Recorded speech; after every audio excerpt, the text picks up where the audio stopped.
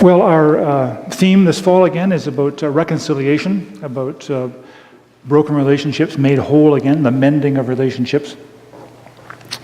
I should talk about special things. This Bible is kind of special to me. This is my personal Bible, as opposed to the one I have here at the office.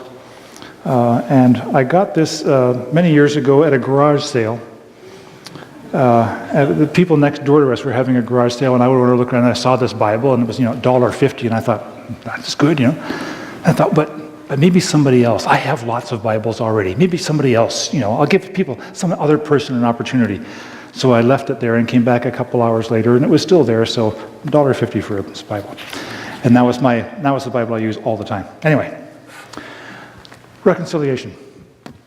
We're going to tell the story of Jacob and his sons, particularly Joseph, the story of Joseph, the one with the special coat, you remember. But before we get to that, I wanted to share a story with you. I had hoped that these stories of reconciliation that I've been telling would remind you of your stories of reconciliation that you might be willing to share. And that's already begun. Ken Glover and Mary Ann were in Vietnam this past summer and had this experience. If we can see this picture. They were with a group, and they went to a restaurant, and in the restaurant, on the wall, they could see that picture that's there of a woman whose uniform is covered with medals. That woman's name is Nhiet Ngoy, and she's receiving a special commendation from the President or Prime Minister of Vietnam. She was the most highly decorated woman in her district, fighting for the Viet Cong, for North Korea. And the woman standing with her, and that of course is her also below there in the orange dress. And the woman standing with her, her name is Beth Marie Murphy. And Beth Marie served as a nurse in the U.S. Navy during the same time. And so they were fighting on opposite sides of a war, what the Vietnamese called the American War. And just by happen chance, they just all happened to go into Nhiet's restaurant and meet and have this conversation. And as part of that, Beth Marie asked Nhiet, how did the Vietnamese people persevere? And she answered, the women. They are called the household generals. I like that. Beth Marie has been back to Vietnam many times as part of her own journey. And she reports that everywhere she goes, the response is always the same. The war is over. You are my friend. Come in. Have tea. Reconciliation. It's not always possible. It's not always desirable. But when it happens, it's a miracle. It's a little miracle that brings life into the world. And here we have a most unlikely miracle. I want to talk this morning and tell you a story of another reconciliation. We can go on now, thanks. And this is a story, as I say, about Jacob and his children. He has 12 sons, and Joseph is the second youngest. The two youngest boys their mother is Rachel, the woman that Jacob loved. And so these boys are special to him. Now Jacob loved Joseph more than any other of his children because he was the son of his old age, and he had made him, and this translation says, a long robe with sleeves. I'm told that particular passage of Hebrew is difficult to translate, and the NRSV wants to try and be as accurate as possible, but that just clunks as far as I'm concerned. So I'm going to say, never mind what it says here, made him a coat of many colors. A special coat. That's the important thing to understand. When his brothers saw that their father loved Joseph more than all of them, they hated him and could not speak peaceably to him. Do you know families like that can't speak peaceably to each other? And I have to say that Joseph himself was a kind of a jerk about this whole thing. He knew he was the favorite, and his father would often put him in charge of his older brothers. He kind of lorded it over them. He wasn't a very humble in those days. So lots of tension. Anyway. So the brothers see him coming. He's coming. They're watching the sheep, and he's coming to tell them how to do a better job of it. Come now, say the brothers, let us kill him and throw him into some pit. Then we shall say that a wild animal devoured him, and no one will ever know the difference. So they did that. They threw him in a pit, and then they sat down to have something to eat, because it's hungry work throwing your brother in a pit. But while they're eating, they look up and they see a caravan heading on its way to Egypt with lots of trade goods. And one of the brothers says, Judah says, well, what profit is it if we kill our brother and conceal his blood? Come, let us sell him to these Ishmaelites and not lay our hands on him, for he is, after all, our brother, our own flesh. And so the brothers agreed, and they sold him to this passing caravan, and he was taken down in slavery to Egypt. And I haven't got time to tell you about the many adventures that happened to him there, but eventually, and many of you will know this story, eventually Joseph rose to power in Egypt. Pharaoh was the boss, and Joseph was second in command. He was like prime minister. And also God gave him a special knowledge while he was there that there would be 7 years of bumper crops followed by 7 years of famine. And so Joseph convinced Pharaoh to use those 7 good years to gather all the grain they could and put it in storehouses and put it in granaries and put it in sheds and put it in barns and put it in their base. They filled every space they could find with all the grain they could get their hands on. And then when the 7 bad years came along, they started to sell it. Pharaoh was very happy. So up in the land of Canaan, Jacob is also, and his family are also suffering because of this famine. They're hungry.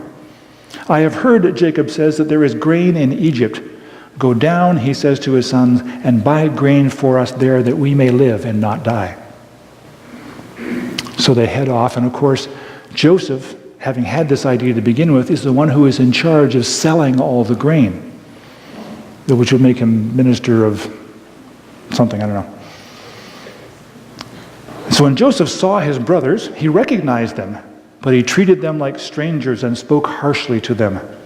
Where do you come from? He said. They said, from the land of Canaan to buy food. Because although Joseph had recognized his brothers, they did not recognize him. He didn't exist as far as they were concerned. So Joseph said to them, you are spies. You've come to see the nakedness of the land. They said, no, my lord. Your servants have come to buy food. We are 12 brothers, the sons of a certain man in the land of Canaan. The youngest, however, is now with our father, and one is no more. But Joseph said to them, it is just as I have said to you, you are spies. And he put them all together in prison for 3 days. And of course, as soon as I hear that 3 days, I jump ahead a couple of thousand years. Because I remember the Easter story. And I don't believe that's some kind of a prophecy about Jesus or nothing like that. But what's going on here, I believe, is that these stories roll through the centuries. And all these symbols come again and again and are told again and again. But when I hear that he threw them together in prison for 3 days, in my head I'm singing that Easter hymn. Had Christ, who once was slain, ne'er burst his 3-day prison, our faith had been in vain, but now is Christ arisen, arisen, arisen. And of course, these stories work backwards too, because we know about the resurrection at the end. We know what happened at the end of the 3 days, so we can go back and say, we know what's going to happen to the brothers. They're going to get out. They're only in there for 3 days. And so they do get out and they go back and they take all the food, and that's all good. Life goes on, but of course the famine continues and they run out of food again. So they have to go back to Egypt to buy more food. And this time they take the little brother, Benjamin, with them. And they come, and Joseph knows they're there. And so Joseph inquired about their welfare and said, "Is your father well? The old man of whom you spoke, is he still alive? Is my dad still alive?" And they said, "Your servant our father is well. He is still alive."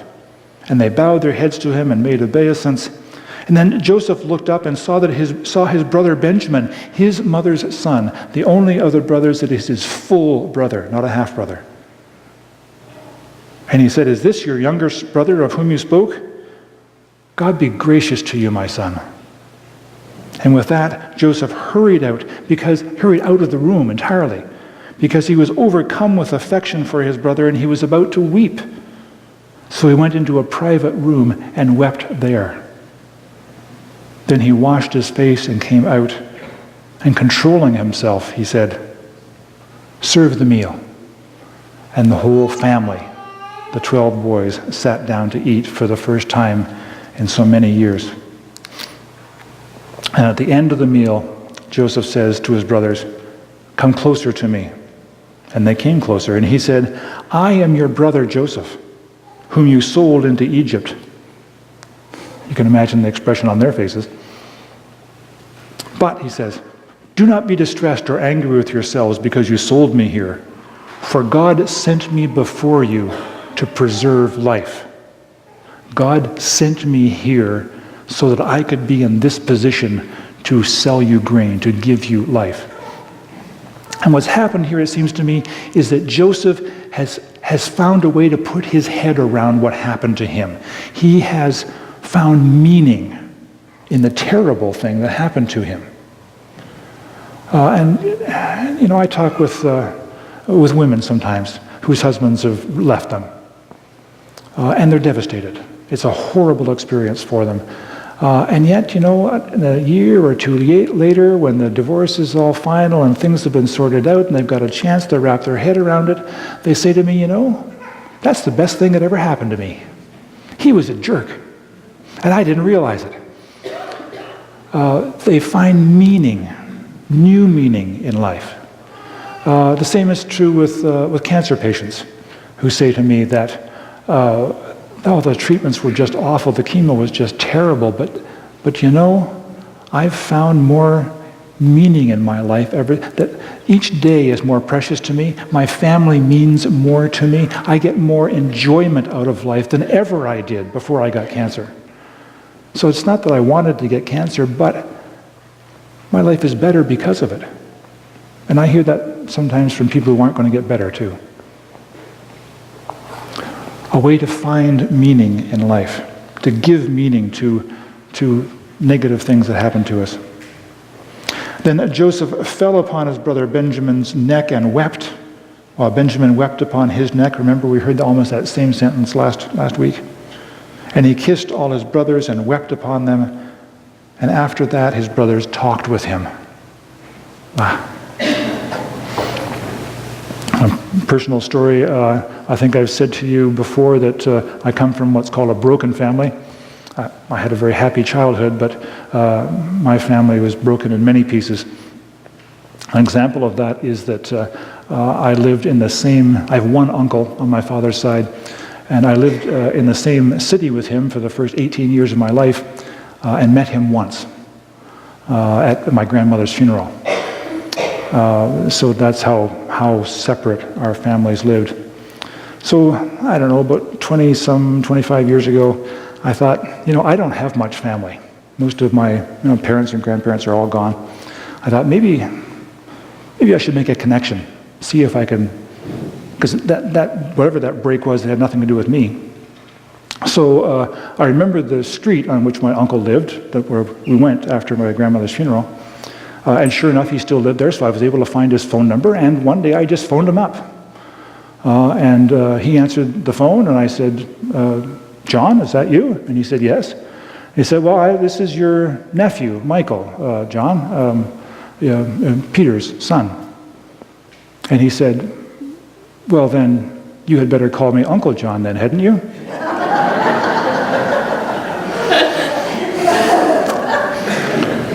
And I thought, really? That's what you want to say to me? after all this time. At the same time, I also know that this was a surprise to him. He wasn't expecting my call, and people just blurt things out, the way that just happens sometimes, and sometimes you think, why in the world did I ever say that? So I didn't hold that against him.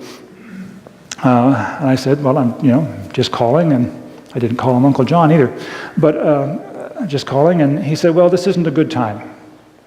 I'm having some medical tests, so,